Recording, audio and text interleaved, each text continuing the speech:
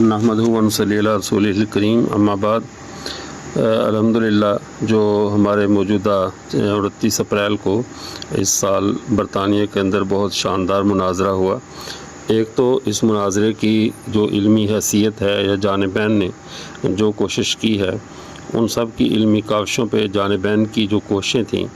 مسلمانوں نے اسلام کے دفاع میں اور قادیانیت کے کفر کو آشکارا کرنے کے لیے جس طرح دلائل دیے، ان سب پر انشاءاللہ تفصیل سے ترتیب کے ساتھ بات ہوگی۔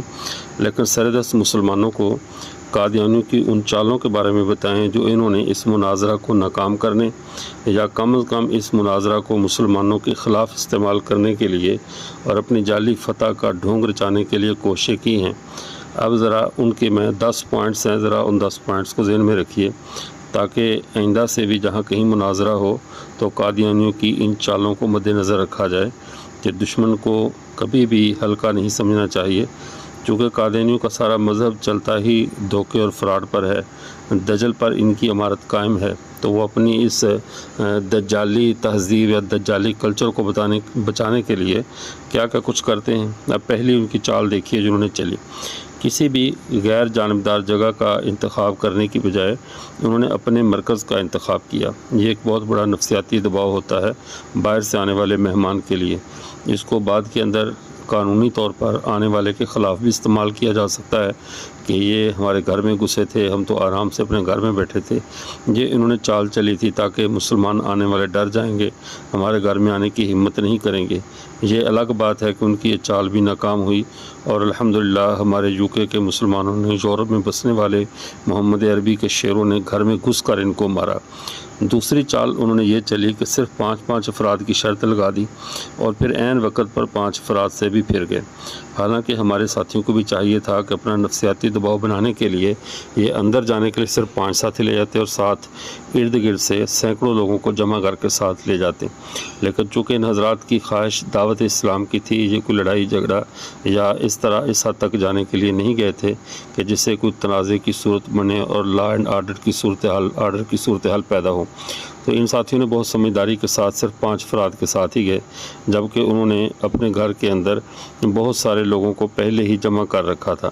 اور جیسے وہ جھنڈ ہوتے ہیں نا جانوروں کے، اور یہ ریوڑ ان کے جمع تھے وہاں پہ۔ لیکن الحمدللہ ہمارے ساتھی حضرت مولانا سہیل بابا صاحب، مفتی سیف الدین صاحب اور یہ بھائی عدنان رشید صاحب اور بھائی امتیاز صاحب، یہ 5ویں ساتھی عزت خان صاحب شاید تھے حافظہ اللہ، یہ سارے کے سارے حضرات الحمدللہ ان کی اس چال سے ذرا بھی خائف نہیں ہوئے اور ان کے گھر میں گھس گئے۔ اگرچہ یہ چال ان کی بہت خطرناک تھی، 5 آدمیوں کو بلایا، پھر ان میں سے بھی صرف 2 کو اندر جانے دیا۔ تو یہ ان کا وہ خوف تھا جو ان کی ہر یعنی ادا سے چھلک رہا تھا، اور یہ چالیں تھیں جو پے در پہ ان کی ناکام ہو رہی تھیں۔ تیسری جو سب سے خوفناک انہوں نے چال چلی وہ یہ تھی کہ اس اپنی مناظرہ کی تشہیری مہم میں ریاست کو اپنے ساتھ ملانے اور مسلمانوں کے خلاف کھڑا کرنے کے لیے پاکستان کی ایک کالعدم جماعت TLP کا جو پرچم بنا کر ان ساتھیوں کے بیک گراؤنڈ میں لگایا گیا۔ یہ وہی چال چلی جیسا کہ پہلے جو شاہان فارس ہوتے تھے، یا اس طرح جو کوتلا چانکیہ سیاست کے اندر جو اصول لکھے ہیں کہ بہت بڑے پنڈال میں جہاں سے بادشاہ نے گزرنا ہو تو اس کی توجہ کسی معاملے کی طرف مبذول کروانی ہو، توجہ ڈلوانی ہو، تو سامنے سرخ کپڑے پہن کر لوگ کھڑے ہو جاتے تھے۔ جو بھی فریادی ہوتا تھا تو سرخ کپڑے کا مطلب یہ ہوتا تھا کہ اس کو کوئی شکایت ہے، اس کی بات کو سنا جائے، تو بادشاہ سے فوراً اپنے پاس بلا لیتے تھے۔ تو وہی چال انہیں چلی کہ ہمارے ان ساتھیوں کے بیک گراؤنڈ میں سرخ رنگ کے اندر TLP کا پرچم بنایا، حالانکہ وہ سرخ پرچم نہیں ہے ان کا، یعنی اصل دینا یہ تاثر چاہتے تھے کہ یہ ایک خونی گروپ ہے جو ادھر آ رہا ہے، یہاں کوئی بھی فتنہ فساد ہو سکتا ہے، لہذا ریاست جلد از جلد حرکت میں آئے اور اس مناظرہ کو رکوائے۔ تو مناظرہ رکوانے کے لیے انہوں نے یہ چال چلی تھی، لیکن الحمدللہ اللہ نے یہ چال بھی ناکام کی اور ریاست نے کوئی مداخلت نہیں کی۔ یا یوں سمجھ لیجیے کہ برطانیہ کے ہاں بھی ان کی یہی اوقات اور عزت ہے کہ انہوں نے ان کو کوئی اہمیت نہیں دی۔ یہ تیسری چال سب سے خطرناک تھی کہ ان کو کسی بھی کالعدم یا دہشت گرد نظم کے ساتھ جوڑ کر مناظرہ رکوایا جائے، لیکن ہمارے ساتھیوں نے تحمل کا مظاہرہ کیا اور اس چال کو بھی ناکام کیا۔ چوتھی چال ان کی یہ تھی کہ جو پانی ہے یہ انسان کی طبعی ضرورت ہے، انسان پانی پیتا ہے، پیاس لگتی ہے، گفتگو کے دوران وہ قادیانیوں کو بھی لگتی ہے، مسلمانوں کو بھی لگتی ہے، تو انہوں نے اپنی گھبراہٹ کو چھپانے کے لیے ہمیشہ جب بھی ہمارے مسلمان مناظرین پانی پینے لگتے فوراً کیمروں کا رخ ادھر پھیر دیتے اور اس دوران اپنی گھبراہٹ اور اپنے اوسان جو تھے وہ بحال کر لیتے تھے۔ یہ ان کی چوتھی چال تھی۔ اب پانچویں چال کی طرف آئیے۔ انہوں نے بہت اصرار کے بعد جب مانے کہ اپنا ایک آدمی جو مناظرے کا ٹائم کنٹرول کرے، جس کو ہمارے ہندوستان پاکستان میں صدر مناظر کہتے ہیں، ان کی اصطلاح میں جو بھی کہتے ہیں،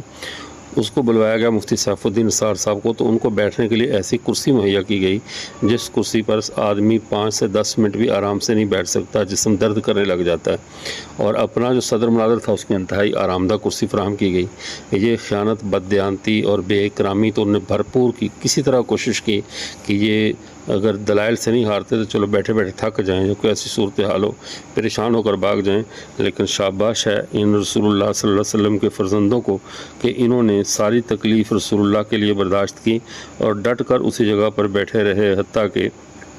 ان کا پورا جو پلان تھا وہ ناکام کر دیا، اور 6 7 8 گھنٹے تک ایسی کرسی پر بیٹھنا اور بیٹھ کر بات کرنا، یہ ان کی بہت بڑی ہمت ہے، جس کرسی پر بندہ 10-15 منٹ بھی نہیں بیٹھ سکتا۔ یہ ان کی پانچویں چال بھی ناکام ہوئی کہ ان کا کوئی آدمی ہمارے ساتھیوں کا باہر فرار نہیں ہوا۔ چھٹی چال انہیں یہ چلی کہ قادیانیوں نے نہ خود کوئی قرآن کتاب و سنت کی کتاب، کوئی حدیث کا ذخیرہ لٹریچر لے کر گئے، اور نہ مسلمانوں کو اندر کوئی ساتھ کتاب لے جانے دی۔ حالانکہ مفتی سیف الدین صاحب مناظرہ سے قبل مشاورت میں تھے، اس وقت میں نے بھی یہی درخواست کی کتب حدیث ایسا کم از کم سال لے کر جائیں اور مرزا قادیانی کی ساری کتب لے کر جائیں، تو انہوں نے کوئی بھی اسلامی کتاب، مسلمانوں کا لٹریچر، کتاب و سنت، حدیث وغیرہ کوئی کتاب بھی اندر ساتھ نہیں لے جانے دی، اور نہ خود ساتھ لے کر بیٹھے۔ یہ اس لیے تھا کہ تاکہ نہ کتاب ہو اور نہ ہمارے سامنے کوئی ایسا حوالہ ہو جسے ہم جھٹلا نہ سکیں، تو ہمارے شرمندگی کا باعث نہ ہو۔ ساتویں چال کو انہوں نے خود بھی مرزا قادیانی کی کتابوں کو اس قابل نہیں سمجھا کہ اپنے مناظر میں اپنے پاس رکھیں، اور نہ مسلمانوں کو وہ کتابیں اندر لے جانے دیں، چونکہ ان کو پتہ تھا کہ اس وقت یہ پروگرام لائیو چل رہا ہے، پوری دنیا کے سامنے مرزا قادیانی کی غلاظت اور خباثت کھل گئی تو ہم منہ دکھانے کے قابل نہیں رہیں گے۔ اس لیے مرزا قادیانی کے جماعت کے مناظرین نے بھی قادیانی کی کتابیں اندر نہیں لے جانے دیں۔ یہ ان کی ساتویں چال تھی مرزے کی خباثت کو چھپانے کے لیے۔ آٹھویں ان کی چال یہ تھی کہ انہوں نے کسی بھی عالم کی بجائے انہوں نے ایک اسکالر کے سامنے، دنیا دار شخص کے سامنے بیٹھنا گوارا کیا، اور اس کی ایک وجہ تو یہ ہے کہ یہ آج بھی مسلمانوں سے اتنے ہی خائف ہیں جتنے کہ یہ مرزا قادیانی پیر میر شاہ صاحب سے خائف تھا، یا مولانا ثناء اللہ مرتصری رحمۃ اللہ علیہ، یا علماء لدھیانہ، یا حضرت گنگوہی، ان سب حضرات سے جیسے مرزا قادیانی خائف تھا، جو 1974 میں مسلمانوں کے ہاتھوں ذلیل ہو چکے تھے، تو وہ خوف اتنا تھا کہ اب انہوں نے مولانا سہیل بابا صاحب سے یا مفتی سیف الدین نثار صاحب سے بات کرنے کے بجائے انہوں نے عدنان رشید اور امتیاز بھائی سے بات کی، اور ان کے ذہن میں یہ تھا، چونکہ علماء نہیں ہیں شاید معروف معنوں میں، تو ان کو ہم جو ہے نا وہ دھول چٹا لیں گے، لیکن حقیقت اس کے بالکل برعکس نکلی، اور یہ بات بھول گئے کہ رسول اللہ صلی اللہ علیہ وسلم کی امت کا ایک ادنا سا فرد بھی عدنان رشید صاحب، ماشاء اللہ یہ حضرات تو بہت بڑے ہیں، بہت صاحب مطالعہ لوگ ہیں قادیانیوں کے مقابلے میں، لیکن اگر عام امتی بھی کھڑا ہو جاتا تو اللہ تعالیٰ اس کی بھی دستگیری فرماتے، اس کو ان دجالوں پہ فتح عطا فرماتے۔ تو بہرحال ان کا خوف تھا، چال یہ چلی کہ مسلمانوں کی بجائے ان کے عام آدمی پر ہم فتح پائیں، اور پا کر پھر اس کو اسلام اور کفر کی جنگ بنائیں، تو یہ چال چلی انہوں نے، لیکن الحمدللہ اللہ نے اس چال کو بھی ناکام کیا۔ پھر جو نویں ان کی چال تھی وہی تھی حسب سابق، انہوں نے اپنی ذلت کو چھپانے کے لیے پہلے سے تیار شدہ جعلی پوسٹیں چلانی شروع کر دی اور جھوٹ کا بازار گرم کیا، لیکن دیکھنے والا جو انگریزی زبان اچھی طرح جانتے تھے وہ سب سمجھ گئے کہ یہ سب فراڈ اور دھوکہ ہے، جس کی تفصیل انشاءاللہ ہم انقریب ویڈیوز کے ساتھ بنا کر آپ کی خدمت پیش کریں گے کہ کہاں کہاں انہوں نے دھوکے کی اور کون کون سی غلط باتیں کی، جن کا انہوں نے ہمارے دوستوں نے ماشاءاللہ بہت اچھی گرفت کی۔ اور 10ویں ان کی سب سے جو بیہودہ حرکت تھی، جو پہلے بھی ابھی ازل سے یہ کرتے آئے ہیں، جب سے یہ مارد وجود میں آئے ہیں، گھر آئے ہوئے مہمان کی بے اکرامی۔ تو جب پیر کرم الدین دبیر صاحب جو حضرت قاضی مدر صاحب رحمۃ اللہ علیہ کے شاید والد گرامی تھے، ان کا جب مرزا قادیانی کے خلاف مقدمہ چلا تو مقدمہ لاہور سے قادیان میں ٹرانسفر ہوا، تو حضرت نے بہت اس میں تکلیف محسوس فرما رہے تھے کہ میں اس کو مختصر کر رہا ہوں بات کو، کہ مجھے اب قادیان جانا پڑے گا۔ تو ایک مجذوب نے کہا تھا کہ نہیں مولانا، آپ وہاں پر جائیں، اور انشاءاللہ اللہ اس دجال کو اس کے گھر میں ذلیل کروانا چاہتے ہیں آپ کے ہاتھوں سے، تو آپ وہاں پر جائیں۔ اب ہمارے ساتھیوں کی ہماری سب کی خواہش تھی کہ قادیانیوں کو باہر آنا چاہیے کسی غیر جانبدار جگہ پر، لیکن اللہ کی مشیت یہ تھی کہ جیسے حضرت قاضی مدر صاحب رحمۃ اللہ علیہ کے والد گرامی کے ہاتھوں یہ قادیان میں ذلیل ہوئے تھے، بالکل ایسے ہی اللہ تعالیٰ نے چاہا کہ اب کی بار بھی ان کے گھر میں گھس کر ان کو امت محمدیہ کے فرد جو ہیں وہ ذلیل کریں، ان کو رسوا کریں۔ ان کی تمام تر بے اکرامیوں کے باوجود، حالانکہ یہ جانے والے جتنے بھی ساتھی تھے، میں یوں سمجھتا ہوں اگر یہ محسوس نہ فرمائیں تو یہ اس طرح کہ یہ عام زندگی میں شاید ناک پر مکھی بھی نہ بیٹھنے دیں، یعنی ذرا بھی بے اکرامی عام نارمل زندگی میں کسی سے برداشت نہ کریں، خودداری کے ساتھ رہنے والے لوگ ہیں۔ لیکن جناب رسول کریم صلی اللہ علیہ وسلم کے لیے بھائی ادنان رشید صاحب نے، بھائی امتیاز نے، اور جو مولانا سیف الدین صاحب، مولانا سہیل بابا صاحب، انہوں نے جتنی بھی بے اکرامی برداشت کی ہے،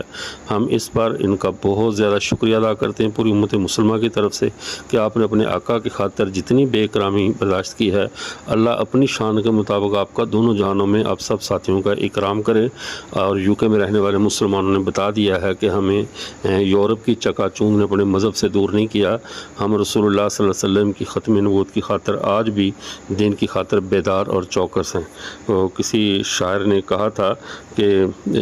دھوپ میں مینار کی مانند کھڑے ہیں، کچھ سایہ نشینوں سے بہرحال بڑے ہیں، سو جاؤ عزیزوں کے فصیلوں پہ ہر طرف، ابھی تک ہم زندہ و بیدار کھڑے ہیں۔ اللہ تعالی ہمارے زندہ و بیدار کھڑے ہوئے دوستوں کو سلامت رکھے اور باطل کے اوپر انہیں ہمیشہ فتح یاب رکھے۔ جزاکم اللہ خیر۔ السلام علیکم ورحمۃ اللہ وبرکاتہ۔